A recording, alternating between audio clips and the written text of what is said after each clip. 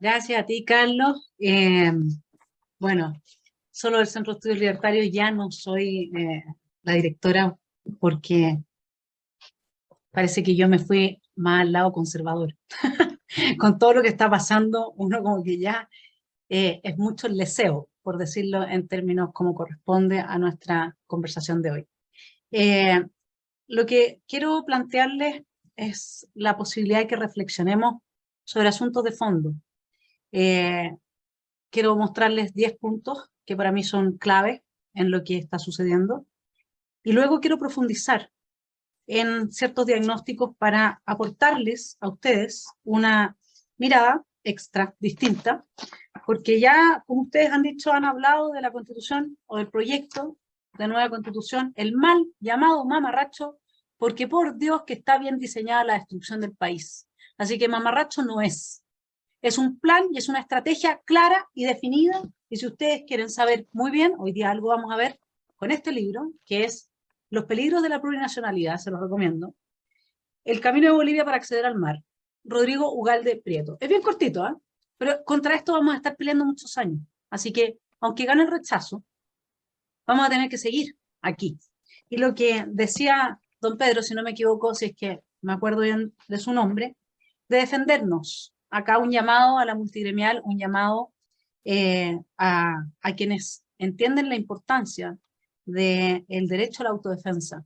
Hay que hacer fuerza común, como decía vuestro presidente, y hay que hacerlo también con la sociedad civil. Y ahí está la sociedad, la Asociación Chilena del Rifle, que ha hecho una tremenda pega para que no le quiten las armas a las personas que las tienen de forma legítima para poder defenderse a sí mismas y a su familia bajo todos los cuidados y los millones de resguardos que ustedes saben mejor que yo que hay que tomar.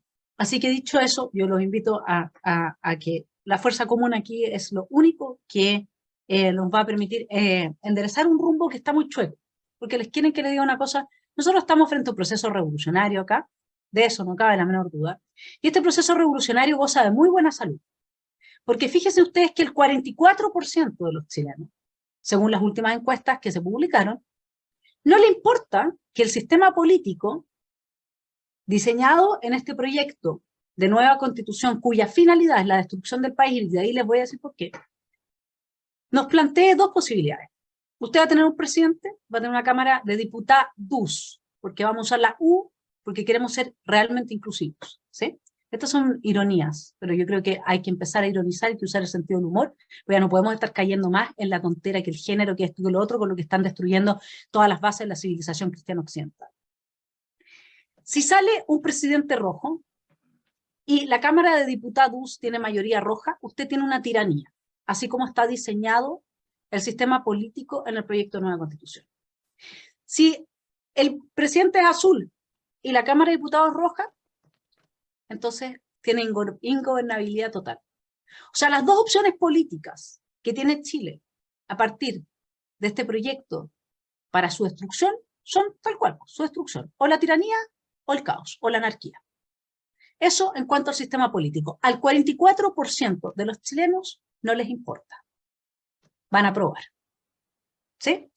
A ese mismo 44% tampoco le importa que por simple mayoría se pueda cambiar, por ejemplo, la autonomía del Banco Central, que ya quedó bastante poco autónomo, como ustedes sabrán. Tampoco les importa que la implementación de este proyecto cueste 45.000 millones de dólares, más o menos, a ojo de pájaro, lo cual lo hace totalmente inviable. No importa. Y usted empieza, aquí hay que empezar a preguntarse, bueno, humanoides decía, no, son seres humanos. Lo que pasa es que cuáles son las facultades espirituales y mentales que no tienen activas para apoyar este tipo de autodestrucción, o cuáles son las que tienen activas. Porque resulta que los seres humanos podemos alimentar lo que Freud llamaba el tánatos, es el instinto de autodestrucción. ¿Usted ha visto delfines suicidándose? A veces las ballenas, curiosamente, aparecen varadas en alguna parte, pero en general ni un caballo va y se mata y se tira a un precipicio. Bueno, el ser humano sí, porque el ser humano tiene un instinto de autodestrucción. Y cuando los jóvenes crecen en la cultura de la muerte, en lo que se ha avanzado ahora como la cultura de la muerte con este pornoterrorismo, todas estas cosas que son asquerosas, porque lo que ustedes vieron en Valparaíso se llama pornoterrorismo. Y hay libros escritos sobre eso. La intelectualidad de la izquierda siempre está, no es que no necesitan trabajar porque viven del bolsillo del que está tributando todo el rato, porque viven del Estado y de puros organismos del Estado y ONGs y cuestiones así. Entonces tienen todo el tiempo del mundo para publicar libros y tienen plata para hacer este tipo de cosas. Luego, lo que tampoco le importa a este 44% es que vamos a destruir en términos de la unidad territorial al país, eso tampoco se los tengo que explicar, ni mucho menos que se acaba la democracia. Punto. Tampoco le importa, a un 44% del país no le importa que se acabe la justicia, porque con el sentido este de la justicia, de la igualdad sustantiva, entonces evidentemente que si tenemos un conflicto entre Carlos y yo, y tienen que aplicar perspectiva de género, entonces Carlos sale perdiendo. Cuando la deuda histórica la tenemos, perdónenme, las mujeres con los hombres. Porque son los hombres los que le han ido a poner el pecho a las balas durante siglos. Nosotras, si es que hay que hablar de una deuda histórica, somos las que tenemos la deuda. Y nos han dado vuelta al mundo para transformarnos en enemigos. Porque ahí es donde estas minorías extremas logran capturar el poder total. Lo hizo Lenin, ¿no es cierto? Lo hizo Fidel Castro, etc. Luego tampoco les importa que el Acuerdo por la Paz y la nueva Constitución, y aquí estoy hablando de nuestro sector, Chile Vamos. ¿Qué hicieron ellos con eso cuando se prestaron para este ultraje? Lo que hicieron fue normalizar la violencia de la extrema izquierda. Tampoco les importa todos los quilombos que hay asociados con el CERVEL, porque ahora recién van a poner medidas de seguridad porque se hackearon al CERNAC. Recién. Y el avión iraní y todas estas cosas no fueron señal suficiente. No nos olvidemos que en el CERVEL, dentro de su directorio, está el señor Joaniant, cuyo padre era el intendente de Santiago bajo el gobierno de Salvador Allende, que mandó los guanacos y a carabineros a dispersar a una manifestación que hicieron los lisiados en esa época, porque les subieron los aranceles de las prótesis. De ahí viene este señor Joaniant. Y finalmente, tampoco le importa a un 44% del país que el gobierno tenga claros vínculos con el narcoterrorismo. ¿Qué les parece? 44% del país. No le importa. Va a aprobar esta cuestión. No le interesa. Dicho eso, voy a entrar en el análisis. ¿Por qué nos han ganado tanto terreno? A las personas decentes, demócratas, tranquilas, de las cuales hoy día muchos hablan en lenguaje inclusivo, creyendo que con eso realmente incluyen a la gente. Yo, porque me digan la ciudadana, no me siento más ni menos incluida. Uno no incluye a las personas porque le cambia una letra a una palabra. Eso es absurdo, eso solamente en un mundo de orate. Nosotros sabemos además cómo termina Sodoma y Gomorra, ¿no? Lo que ha hecho la izquierda es que la izquierda ha capturado los diagnósticos, la capacidad de diagnosticar. ¿Sí? A ver, ¿qué pasa si uno de nosotros va al médico y se comió un pescado que estaba malo y le duele la guata? Y el médico, en vez de decirle, ¿sabe qué? Tómese una agüita de boldo y un Viadil y una gotita de Viadil, le dice que tiene cáncer al estómago y le empieza a hacer quimioterapia. Si ustedes quieren, es muy simple, que yo les diga lo que ha pasado en este país, eso es lo que pasó. Porque todos los diagnósticos que se han hecho han sido torcidos por la ideología de la extrema izquierda y la gente se ha convencido de que hay problemas donde no los hay. Y por lo tanto, todo ese malestar que estuvo en paralelo con la fuerza revolucionaria terrorista. Yo les pregunto una cosa, ¿en qué país del mundo mínimamente desarrollado, que no sea un país africano, así que nadie sabe el nombre, pueden destruir en la metrópoli, en un par de días, 72 estaciones de metro, quemar un edificio entero, quemar las iglesias, capturar las calles, y eso no se llama terrorismo? ¿Dónde no le pondrían ese título y hablarían de estallido social? En Nueva York hablaría estallido social. ¿El presidente de Estados Unidos se hubieran quemado 72 estaciones de metro casi al unísono? Ustedes saben mejor que yo lo que se requiere para quemar una estación de metro. Uno no tira el acelerante al cemento. Esto requiere de semanas y meses de planificación, de buscar dónde están los cables para que encienda todo eso. Y nosotros hablando de estallido social. Social. ¿Bien? Entonces yo lo que les quiero plantear, primero que todo, es que quiero ir con un señor que yo no sé si ustedes conocen, me imagino que sí, que se llama Fernando Atria. Él escribe, si ustedes quieren saber de dónde viene todo esto, aquí está, mire, es la Constitución tramposa, aquí está perfecto. ¿Qué es lo que le pasa a Fernando Atria? Que en la época que escribía este libro, 2013 creo, nadie pescaba el tema de la Constitución. Ustedes van a la encuesta CEP de 2015 en adelante, y el tema de la Constitución no supera el 3% de las preocupaciones de los encuestados. ¿Sí? Entonces, cuando se genera todo este malestar social y se mezcla con esta violencia revolucionaria, lo que se produce es que se plantea un diagnóstico.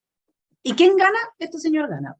El diagnóstico sería que el problema es la Constitución, no que se está robando la plata a manos llenas y que tenemos un Estado que no da abasto con la cantidad de operadores políticos que lo habitan. No, eso no. El problema es la Constitución, no la colusión entre ciertos sectores del poder político y ciertos sectores empresariales que tienen capturado el mercado en diversas áreas y por lo tanto están asfixiando la libertad de emprendimiento y la libertad de mercado. No, eso tampoco. No toquemos ninguno de los intereses que hay. Es la Constitución. ¿Y qué es lo que dice este señor? ¿Cómo cambiar una Constitución que nadie quería cambiar? Y aquí está la receta. Dice, este debe ser el norte. Vayan pensando como en la primera línea, como en todas estas cosas, ¿no? Vayan al 18 de octubre. Buscar creativamente formas de acumulación de poder que no alcancen a ser percibidas por el derecho. Los movimientos sociales violentos. La primera línea que, no, si son unos anarquistas nomás, que no, si no están nada coludidos. No, si en Chile nos empezaron a quemar todas las ciudades céntricas más importantes al unísono en esa época. Y si no es por la pandemia, esta cuestión no para. Entonces son formas creativas de acumulación de poder que tienen que pasar volando bajo el radar del derecho. Porque obviamente que van a desmantelar la superestructura dada por nuestra Constitución, ¿no? Entonces, buscar con imaginación formas de manifestación de la voluntad del pueblo en una institucionalidad que existe para neutralizar esa voluntad. Esto porque la posibilidad de éxito depende considerablemente de la fuerza que tenga el movimiento al momento de plantear una solución. Construir una magnitud política, la que sea necesaria para que pase volando bajo el radar del derecho. ¿Y nosotros qué es lo que tenemos eso? Tenemos. ¿No debería el Partido Comunista haber respondido algo por los 600 correos que habían en el computador de Raúl Reyes, líder de la FARC, en el momento que muere? Conversaciones con el Partido Comunista chileno para entrenar a estos mal llamados mapuches, que en realidad son comunistas de extrema izquierda vestidos con el manto de los pueblos originarios. ¿Por qué no dieron ninguna respuesta respecto de eso? Ah, pasó en el gobierno de Bachelet. Miren, ven, quién está apoyando todo este proyecto. Entonces, lo que yo les quiero, solamente para que tengan una claridad respecto al diagnóstico. En Chile se ha aumentado un 70% el gasto público entre 2008 y 2018. 70%. Y la educación no es mejor, la salud no es mejor.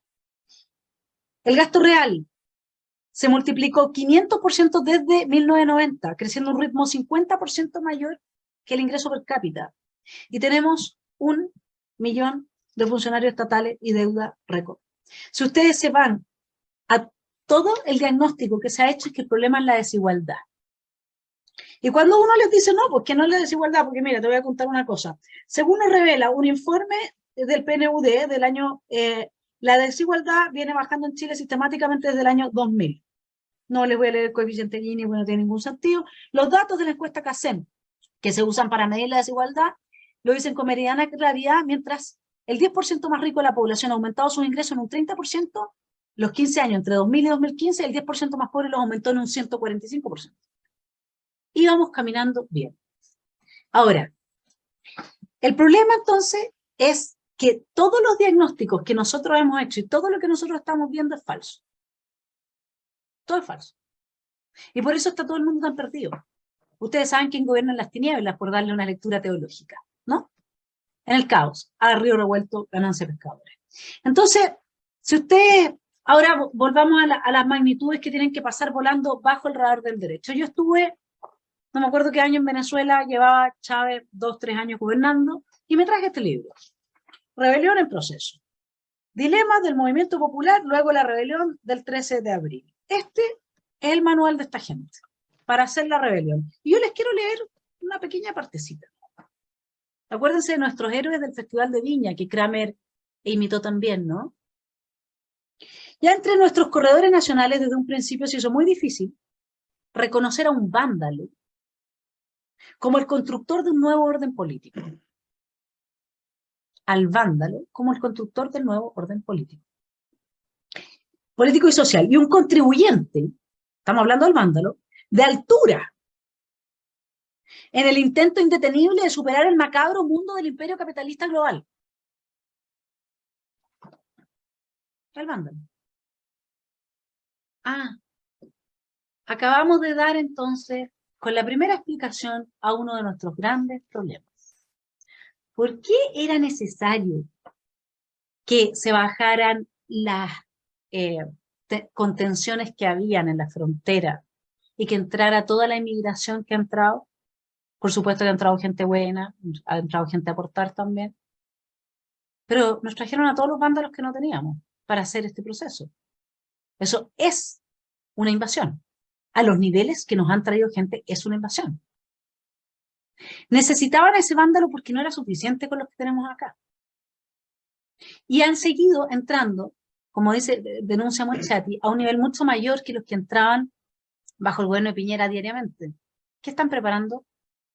Según Mauricio Rojas, que la extrema izquierda no se va a quedar tranquila si gana el rechazo. La extrema izquierda usa la violencia y hoy día quienes gobiernan son ellos. Vamos entonces a qué hay bajo el manto del indigenismo, ¿les parece? De todos estos pueblos originarios y todas estas cosas. Entonces yo les quiero leer de acá, les recomiendo realmente este libro, está muy, muy bueno, porque está todo el análisis. Miren, lo que dice un diputado boliviano respecto de qué es lo que van a hacer con Chile. Este es un diputado que está en contra de Evo Morales, ¿ya? Dice, en más de 100 años no pudimos golpearles ni por tierra ni por aire. Tampoco en las cortes internacionales. En todos los terrenos nos llevaban la delantera, salvo en uno. Sin disparar una sola bala, sin despegar un solo avión de combate, sin sacrificar una sola vida. Los vamos a envenenar desde adentro. Antiguamente en las guerras, cuando los pueblos tenían murallas infranqueables, los ejércitos conquistadores solían cercar dichos pueblos por semanas o meses para desabastecerlos y así forzar su rendimiento. Y en casos más extremos les envenenaban las aguas desde fuera.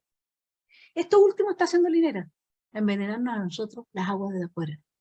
Me salió verso. Con los chilenos. Nuestro máximo exponente del pecado les está inoculando veneno directo al corazón. Linera está asesorando su convención constitucional. Ya lo han revelado varios medios chilenos. Linera los está llevando por los senderos de la plurinacionalidad, de la justicia diferenciada, de la segregación racial institucionalizada, de la apropiación indebida de territorios, de la dictadura sindical disfrazada de democracia participativa, por todos aquellos caminos que a nosotros nos han llevado al caos y a la corrupción. Por primera vez somos un ejemplo para Chile, pero de lo malo, dice este diputado. ¿Qué es lo que plantea el señor Linera? Miren las reflexiones que se publican en su libro, en un libro madre, respondiendo a Evo Morales, de Fernando Ormazábal. Dice Linera, la bonanza de Chile se debe a la explotación de cobre en minas situadas en el territorio que Bolivia perdió como resultado de la Guerra del Pacífico. Chile ha exportado cobre de minas bolivianas que nos han usurpado en Antofagasta y Cobija por el valor de $25.000 millones en un solo año. Si ese territorio siguiera en manos de Bolivia, ¿se imaginan la cantidad de dinero que tuviéramos? Sumen a lo largo de 100 años cuánto dinero nos han robado. Si ellos están bien, es gracias a nuestro cobre, a nuestros minerales. ¿Cómo lo puede hacer entonces el señor Linera, y eso está muy bien descrito acá, para hacerse de los territorios del norte que él considera bolivianos? Usted va al proyecto de nueva constitución, al artículo 169, y se lo voy a leer. Las comunas y regiones autónomas ubicadas en zonas fronterizas, es decir, los aymaras chilenos con los aymaras bolivianos, podrán vincularse con las entidades territoriales limítrofes del país vecino, a través de sus respectivas autoridades para establecer programas de cooperación e integración dirigidos a fomentar el desarrollo comunitario, la prestación de servicios públicos y la conservación del medio ambiente según los términos que establece la Constitución y la ley. Quedó claro, ¿no? Es absolutamente evidente lo que aquí se está urdiendo. Y si ustedes van, además, yo entrevisté a Rodrigo Ugalde, así que lo pueden buscar en mi canal Esfera Pública. Él además explica cómo se bajan los niveles de exigencia para la ciudadanía chilena, para ser ciudadano chileno.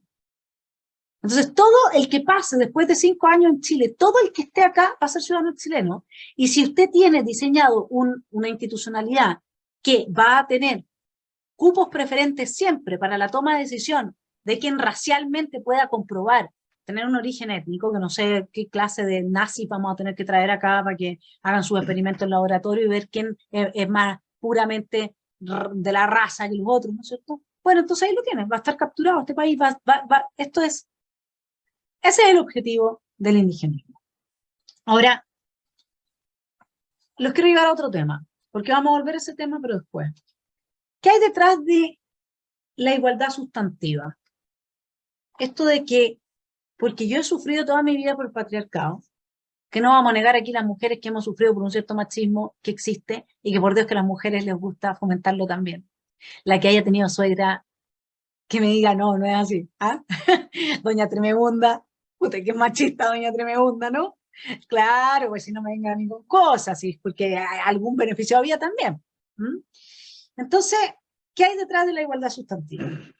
La igualdad sustantiva nos impone el camino claro para que lleguemos a un totalitarismo. ¿Por qué? Porque es un caos. Porque depende finalmente del arbitrio del juez de turno qué clase de criterio va a aplicar frente, pongamos, dos mujeres. Porque si un hombre o una mujer, va a favorecer a la mujer. Pero si son dos mujeres, va a tener que ver cuál es la que tiene ancestros de pueblo originario, o cuál es la que es de una minoría sexual, o cuál es, ¿y qué pasa si las dos son de pueblo originario, pero una además es lesbiana? Entonces, ¿me entienden? De esto se trata. Es la destrucción absoluta, es el caos total. ¿Por qué? Toda esta gente es mesiánica. Toda esta gente cree en esto como en una religión. Ellos son más o menos que los ángeles. La religión es la siguiente. El demonio es el capitalismo. Dios es el Estado. La igualdad es la Virgen. ¿Sí? ¿Sí está claro? ¿Sí? Y ellos tienen este mono como una religión materialista. Ellos quieren crear al nuevo hombre. Siempre ese ha sido el objetivo del marxismo. Siempre ese ha sido su sueño. Ahora lo hacen a través del sueño del indígena, porque no todos piensan y saben lo que yo estoy diciendo. Esto lo sabe alguien como Atria. Probablemente ni el merluzo tenga mucha idea de lo que está haciendo, porque es un esclavo de toda esta gente. Y de ese 44%, mucha gente no sabe lo que aquí se está haciendo. Con la ESI, con el pornoterrorismo, todo esto va a la creación del nuevo hombre, que es, usted lo puede buscar, lo tengo explicado en mi canal, es un libro muy complicado, el que tiene la planificación, se llama El Antidipo de Deleuze y Guattari, y ahí está. Es una locura. Acá lo que se quiere hacer es eso. Hay una parte que es mesiánica, que es muy religiosa y que está anclada ahí. Entonces, la ilegalidad es la esencia de la tiranía.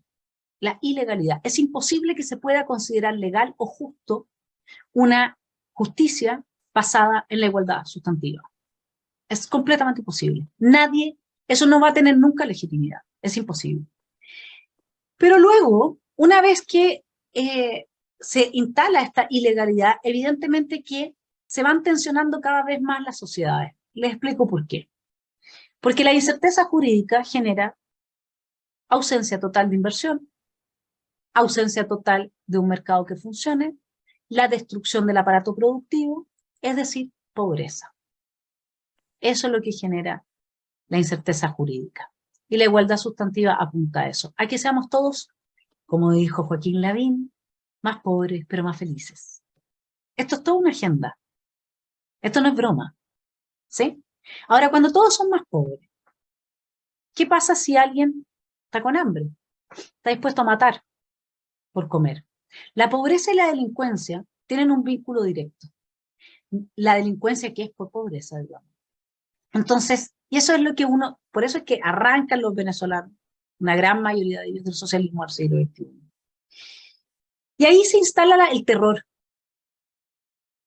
porque todo el mundo le tiene terror de cualquier, y como no existe justicia, ninguno de nosotros va a saber, frente a alguno de estos 11 sistemas de justicia de los pueblos originarios, qué pasa si te peleaste con un mapuche, o te peleaste con una aymara, o te peleaste, ¿qué te pasa a ti que no lo eres? Ninguno de nosotros lo va a saber.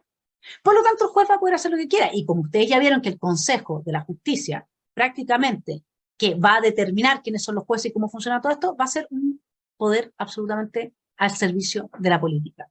El terror, dice Hannah Arendt, el terror, esto es lo que viene después de la destrucción y el caos.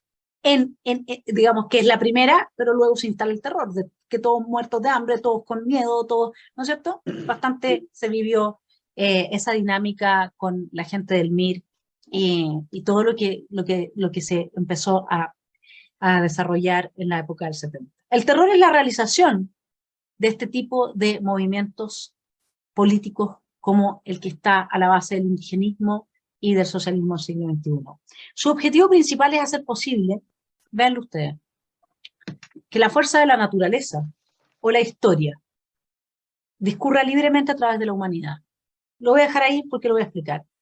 El terror trata de estabilizar a los hombres para liberar las fuerzas de la naturaleza o de la historia. ¿A qué se refiere? Se refiere a que en los nazis era la fuerza de la naturaleza porque era el que es judío, el que es gitano, el que nació mal, por naturaleza tiene que perecer. En los marxistas es por historia, porque históricamente es la clase de los burgueses la que tiene que perecer. ¿Y nosotros qué tenemos ahora? A la base de la igualdad sustantiva en la historia, ¿no? Es la perspectiva marxista reeditada bajo el paraguas de Carl Schmitt, que es el gestor de la política identitaria. En el fondo es el que dice que la política no existe donde no hay grupos de amigos y enemigos. Y la idea de esta gente es enemistarnos a todos. Ahora, ¿cuál es el norte de este proyecto de nueva constitución? Les quiero leer cómo ellos ven nuestra constitución. ¿Cómo la ven? Dicen, el Estado republicano, que es lo que tenemos hoy día, conservador o liberal, proteccionista o librecambista, es, de entrada, un Estado construido al modo de un sistema de trincheras y emboscadas en contra de la sociedad indígena, de los ayllus, de los comunarios. Ni hay en él ni un atisbo de simulación de incorporar al indio, por lo que define al Estado a las fracciones sociales unificadas políticamente como poder gubernamental. Es precisamente la conjura permanente contra la indiada. Esto es odio. Odio. Odio al Estado de Derecho, odio al republicanismo, odio a la democracia, odio. Así es como se ha ido sembrando ese veneno. ¿Mm? ¿Cuál es la finalidad final? Bueno, les voy a compartir aquí una premisa.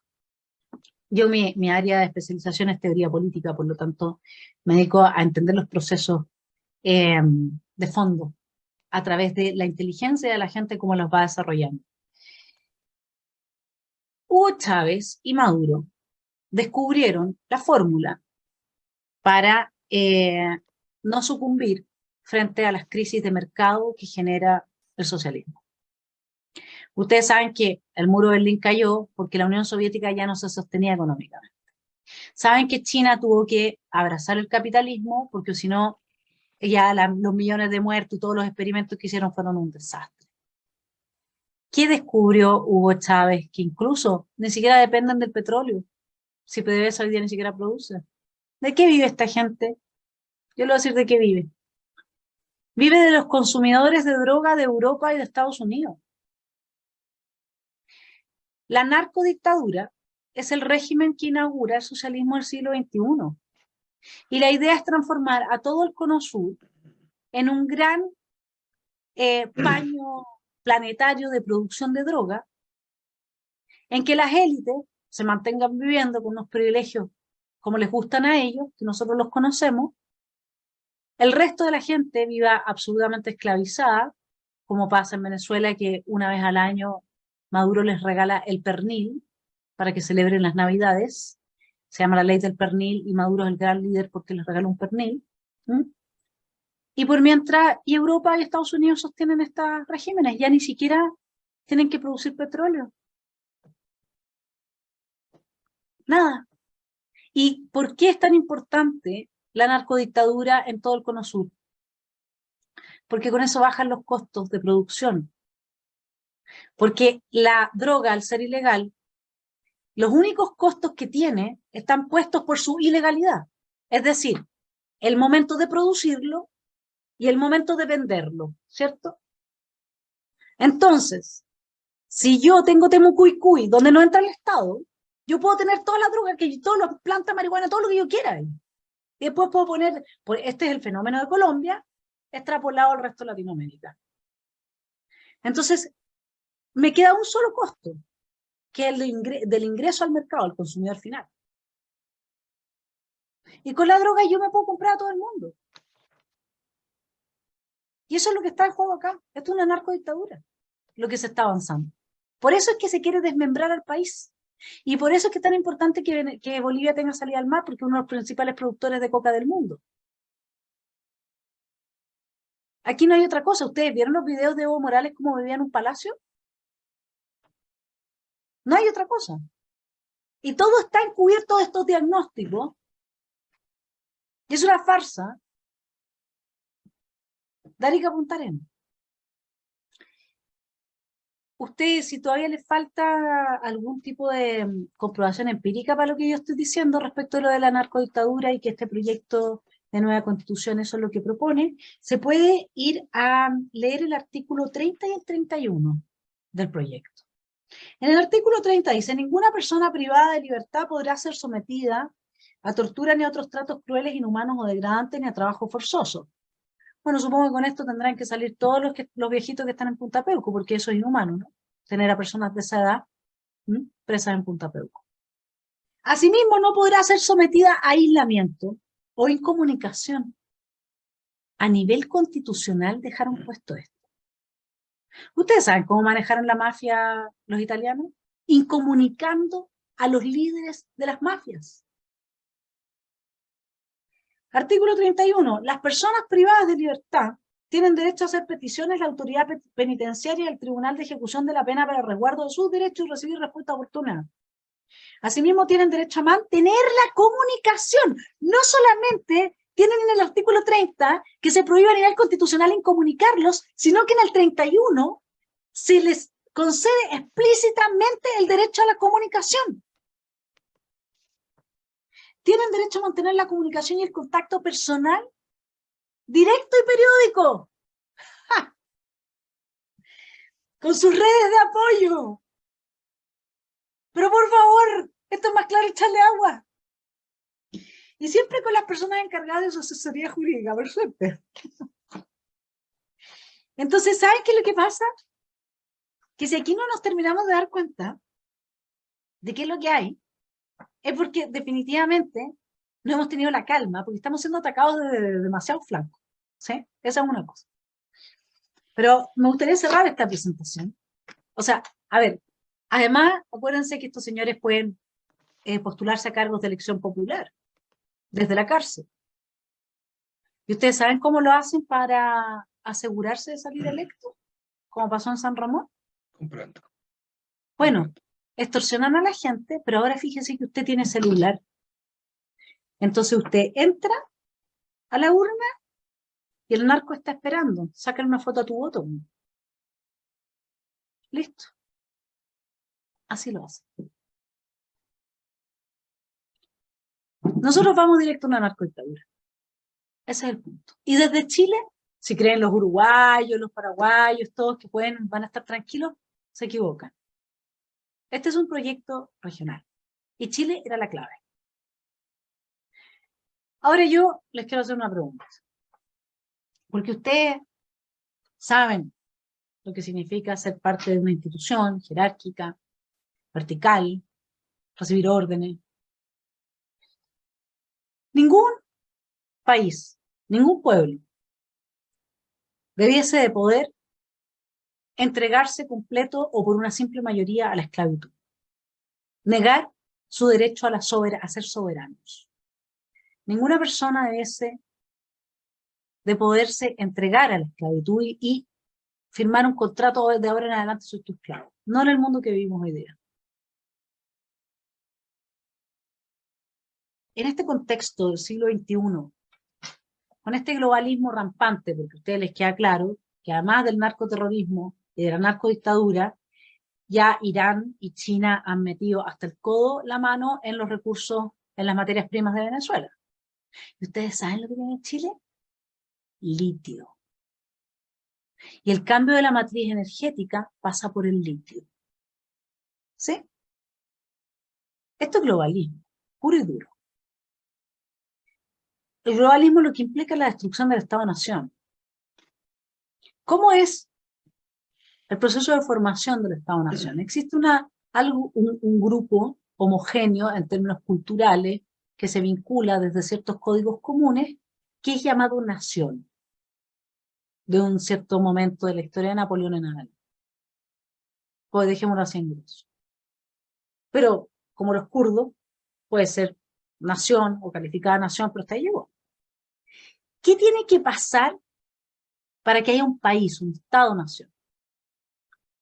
Tienen que haber fuerzas armadas y de orden. Antes que un gobierno. Antes que un Estado. Porque no hay Estado si no hay fuerzas armadas y de orden. Las fuerzas armadas y de orden se deben a la nación, no a las estructuras burocráticas y políticas de turno. Se deben a lo que es permanente, porque es una institución permanente, que es la que da origen al Estado. Entonces mi pregunta es, ¿qué hacen en este contexto?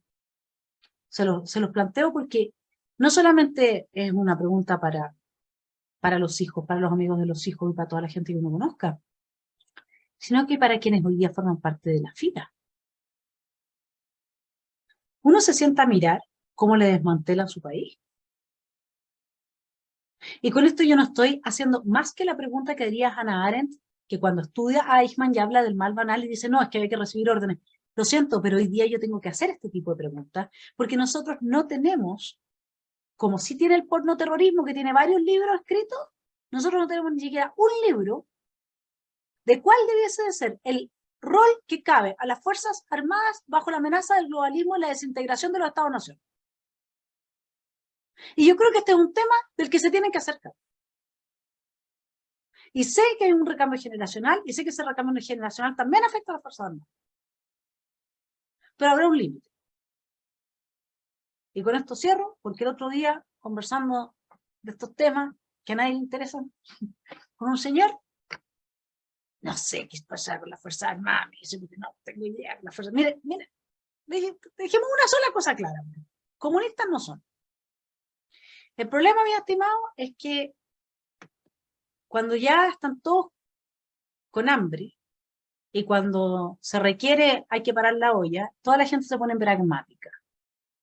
Las Fuerzas Armadas en Venezuela tampoco eran anti-Venezuela, tampoco eran anti su gente. En Cuba, la última revolución le costó la cabeza a varios generales que desaparecieron. Entonces, acá, más bien, una vez colorado, que 30 veces amarillo, y hay que hacerse cargo de ponerse a pensar para tener respuesta ante estas preguntas, porque yo no creo que a ningún miembro de la Fuerza Armada, ninguno, tenga ninguna obligación, si viene un terrorista, un narcotraficante a gobernar el país, de obedecerle. Eso lo dejo bien claro. Y con